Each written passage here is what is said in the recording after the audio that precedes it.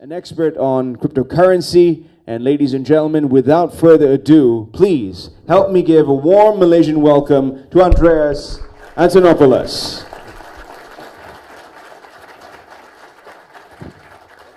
Thank you very much. Thank you. Hi, everyone. Good afternoon. Salam alaikum. It's a real pleasure to be here.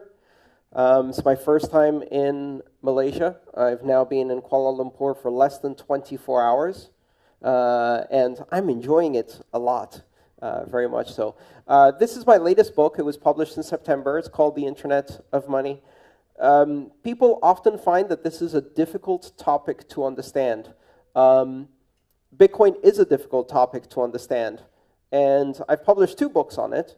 The first book, Mastering Bitcoin, which is over there, is for software developers, engineers, technical people. How many people here are software developers, engineers, technical? Anyone? Okay, so 5 people in this room can read that book. It explains how Bitcoin works, and you can probably read the first 3 chapters before you get into the very technical stuff, and from that point on, it's a bit challenging. It's challenging not because I aim it to be challenging, but because Bitcoin is a complex subject. Now, for everybody who's not a developer, the reason I published that book, The Internet of Money, is this isn't about how it works. This is about why it matters. And it's a collection of 11 of my talks delivered in this format. And it explains the philosophy of money, the implications of Bitcoin on society, and it's a book for everyone. It's the book I gave my mom to read, and she doesn't understand anything about computers or money, so that's a good start. Great. So before I get started, I'd like to get a feel for the people in the audience and get a bit of an understanding of how many people are familiar with these technologies that we're going to be discussing today. So by show of hands, let's start with the narrowest, which is how many people here own Bitcoin? Okay. Someone did a good turnout for the community. Hi. Thank you for coming. Hi. Thank you for coming. How many people have seen or conducted a transaction in Bitcoin but don't own any, have just experienced it? Okay, just a few. Very good. And how many people have never conducted a transaction, have no idea what Bitcoin is or how it works, and are new to this topic? Great. Now, that was about maybe 30 people, I would say. Now, for those of you who are new to this topic, what I'd like to suggest is that whether you understand or not what we're discussing today, and please ask your questions. I want to hear even the most basic questions about Bitcoin, because I believe those are the most powerful questions. After we're done with the presentation, after we're done with the Q&A, I would like to see as many of the people in the audience who have never experienced Bitcoin to either install a Bitcoin wallet on your mobile device, and someone in the audience will give you for free some Bitcoin. Not a whole Bitcoin, a fraction of a Bitcoin, just so you can see how a transaction works. And then you can turn to your friend who just started and exchange Bitcoin with them so you can experiment with this. I can assure you it's entirely legal. It's very easy to do. And it will allow you to really experience this technology, which is much easier experience than it is explained. So let's try the next question. How many people in this audience who have Bitcoin on their mobile devices, are willing to help people install a wallet and give them $1 or $2? I will. Look around, the new people, look around at who's raised their hands. Find these people after the Q&A. Ask them to give you a small amount of Bitcoin and help you set up a wallet. Don't be shy. I will be happy to do it myself. All right. With that, let's get started with Bitcoin basics. in October of 2008, on an obscure, anonymous mailing list called the Cypherpunk mailing list, an anonymous participant using the pseudonym Satoshi Nakamoto announced the publication of a paper and said, "I think I have solved a problem in computer science. I have found a way to create a system of electronic cash that is direct between people, peer-to-peer, as we use the term in computer science. In this system of electronic cash, I've written a white paper and I have implemented it in software." And on that day, Satoshi Nakamoto published the white paper. You can download it online. It's available at bitcoin.org. You can do a search for it, the Satoshi Nakamoto white paper or the Bitcoin white paper.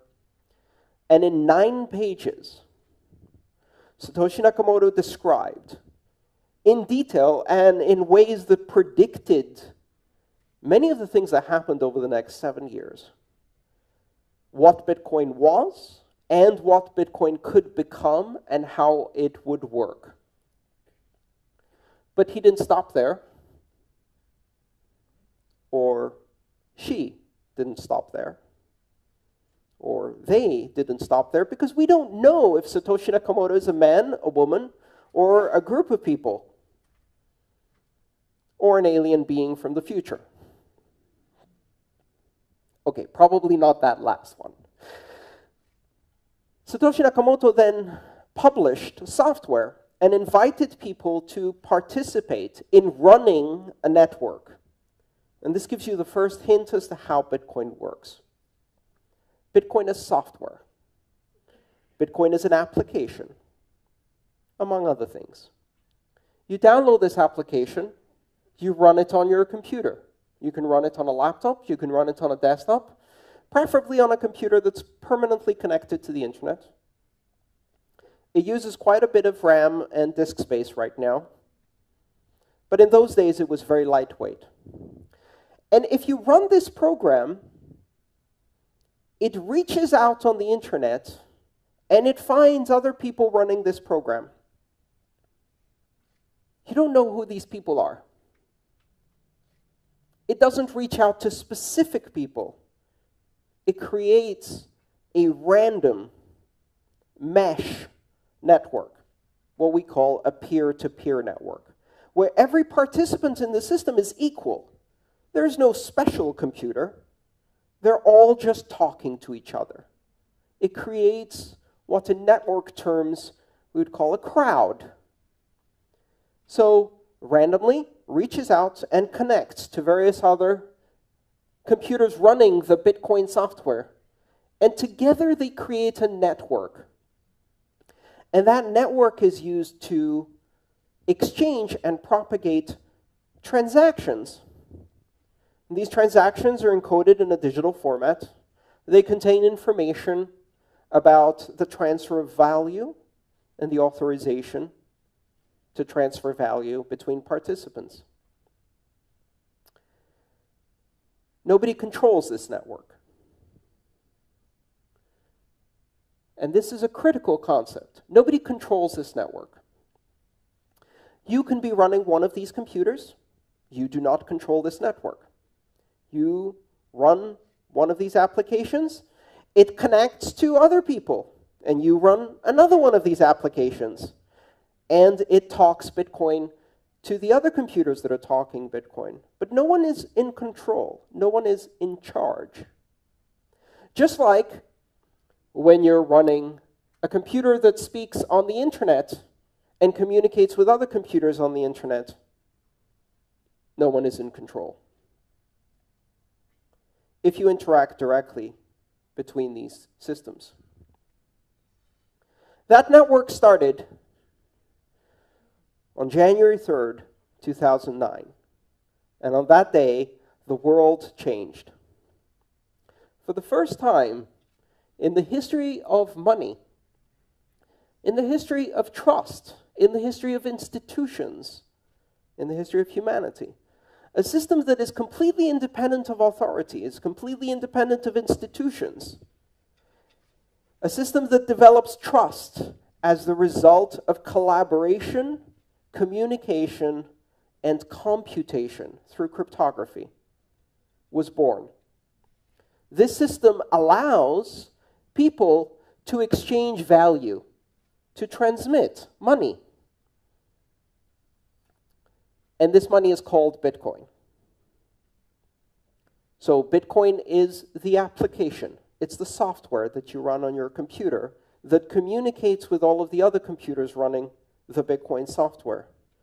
Bitcoin is the name of the network that runs, the Bitcoin network, which is the collection of all of these computers. Some 6,500 of them around the world, anywhere there is internet, are the ones we know that advertise their presence, several thousand more that don't, and tens of thousands that simply listen onto this network without actively participating. The Bitcoin network. And all of this is an infrastructure that is used to create and transmit value in the form of transactions expressed in a new currency, the Bitcoin currency. And the Bitcoin currency is unlike any other form of money we have ever seen before. First of all, as a form of money, it does not exist in physical form. It is the culmination of a trajectory we've seen in human history. Over thousands of years, money has become a more abstract form of value. You start with very, very tangible forms of value. Commodities. A goat. A banana. A pineapple. These are very poor forms of money because you can eat them and they rot or die and they can be lost. They're not very good forms of money because they are the thing of value. We went from that to gold, precious metals, and stamped coins. These are better forms of money because you cannot eat them. They do not die or rot. They do not represent the value itself. They are not the value.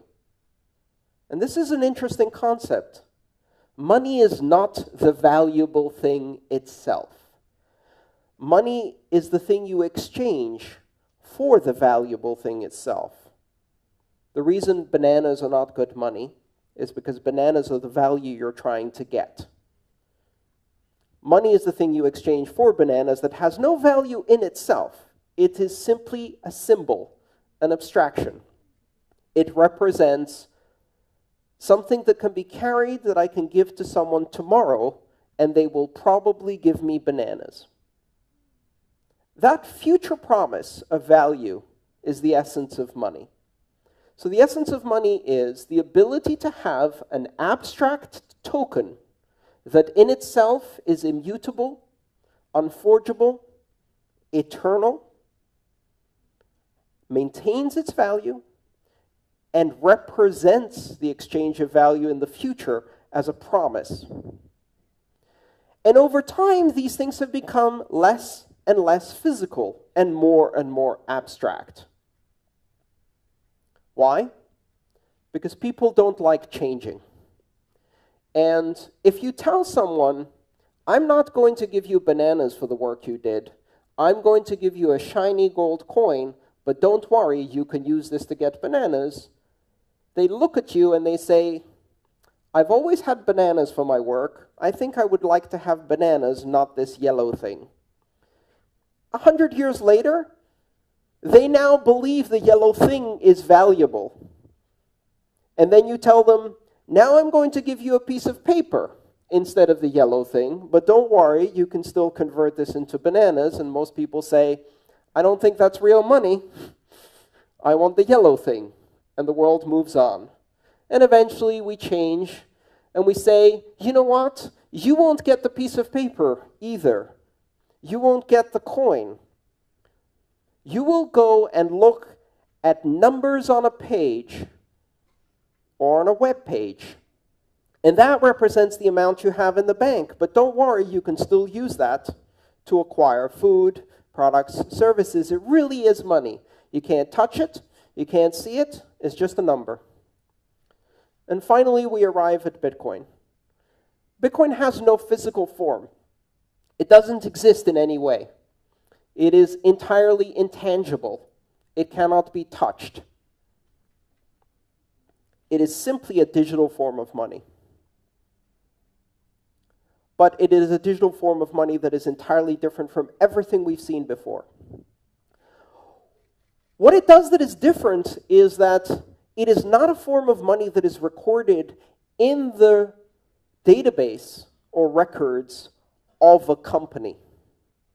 It is not a digital form of money that represents a debt owed to a central bank or government. It is not a digital form of money that has been issued by a sovereign, a central bank, a nation, a king. It is a form of digital money that has been issued through complex and energy-intensive computation on the internet, is recorded simultaneously on every computer that participates in the Bitcoin network, is validated independently by every computer that participates in the Bitcoin network, cannot be forged, cannot be counterfeited, cannot be censored, cannot be seized or frozen, can be transmitted anywhere in the world as information, can be verified independently by anyone who receives it, and is not controlled by anyone.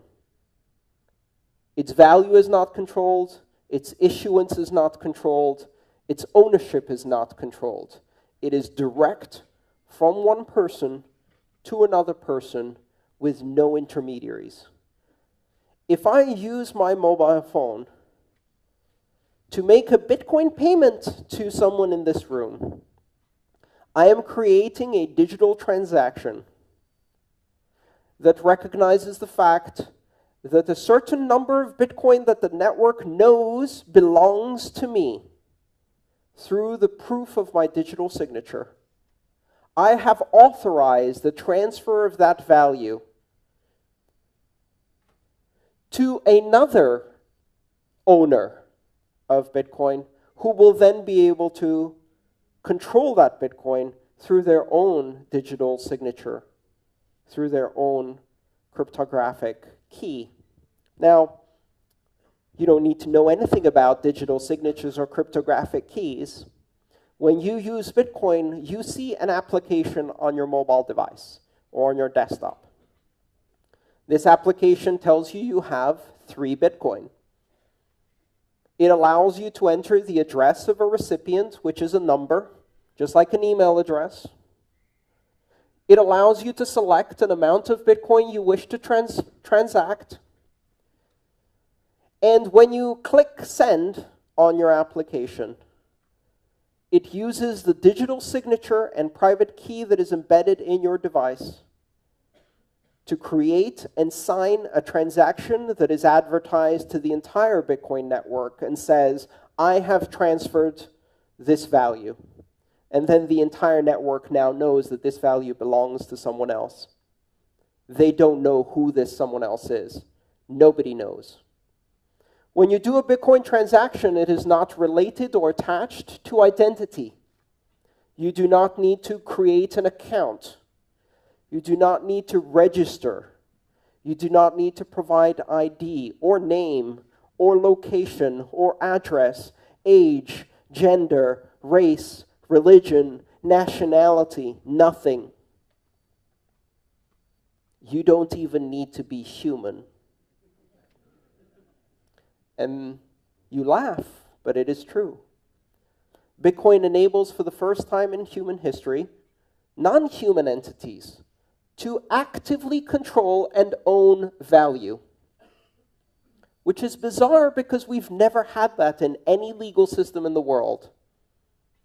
We have the legal fiction of corporations, and corporations can own value, but corporations can only exist as associations between living human beings. In Bitcoin, a software agent that is not owned by anyone, through the use of cryptography, can own and transact in Bitcoin internationally.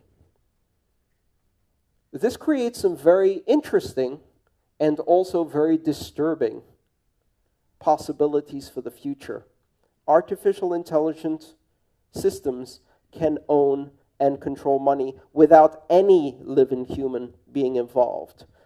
You can have corporations that have no directors, no living humans in control, that are controlled entirely by software. Back to people, though.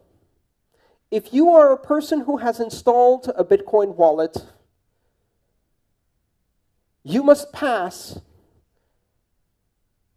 a complex test in order to install this software.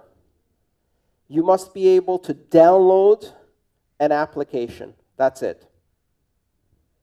Now, if you happen to own an iPhone, you must remember your iTunes password in order to install an application.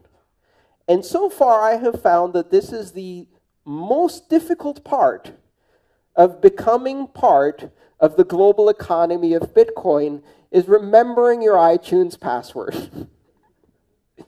But if you can do that, if you can access the Google Play Store, if you have basic familiarity with mobile applications, if you can download an exe on Windows and install it, if you can double-click a mouse, that's it.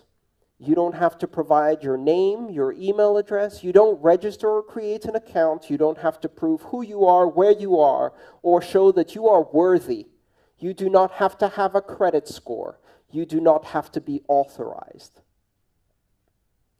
This is something that is entirely different from every system of money we've ever had before.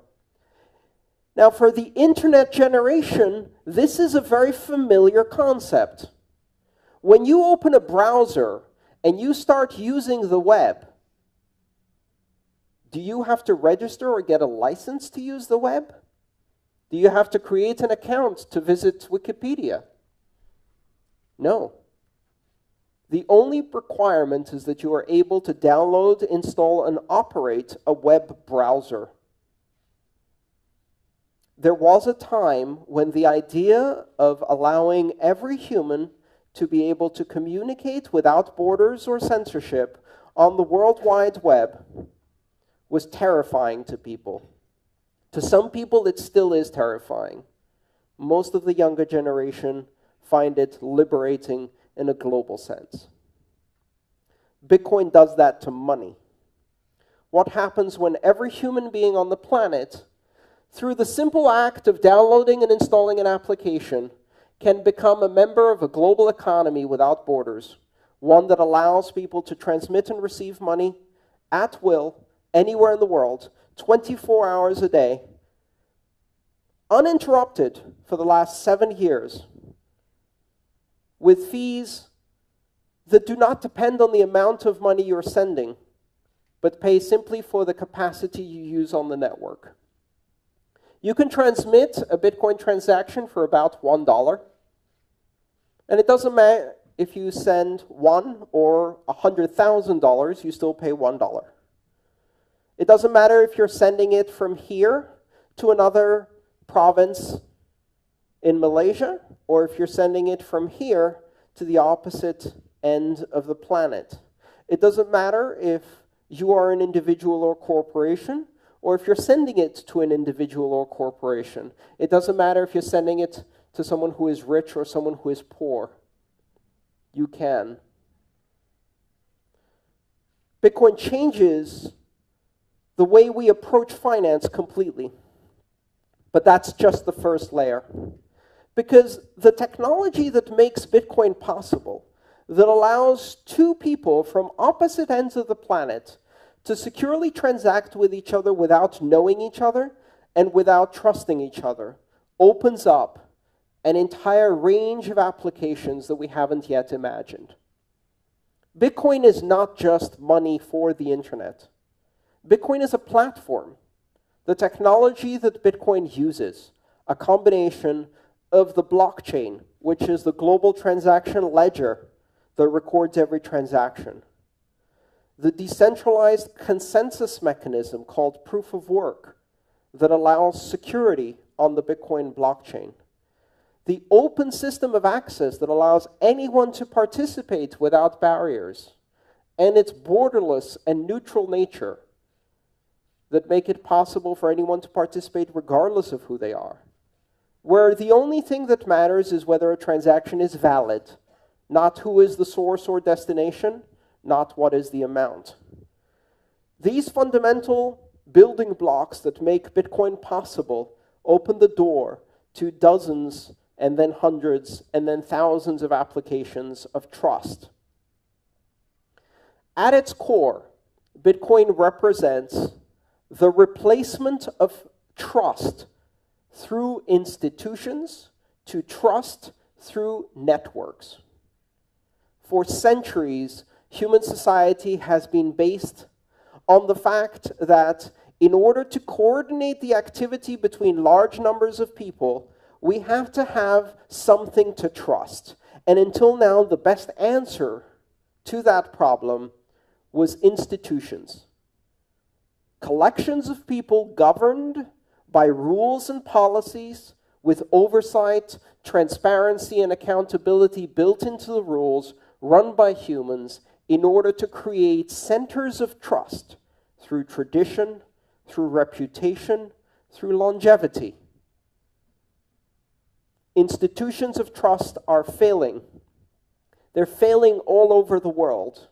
They're failing when they are newspapers. They are failing in political institutions. They are failing in numbers of ways. And the reason they are failing is because they represent systems of scale for industrial societies. And we are no longer industrial nation-state societies. We are now information societies of global scale that collaborate across borders at massive scale. We are now solving problems that affect not 30 million people in one country, but 7.5 billion people on one planet.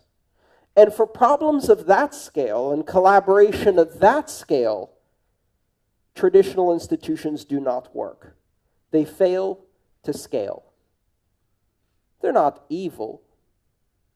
They're not deliberately corrupt.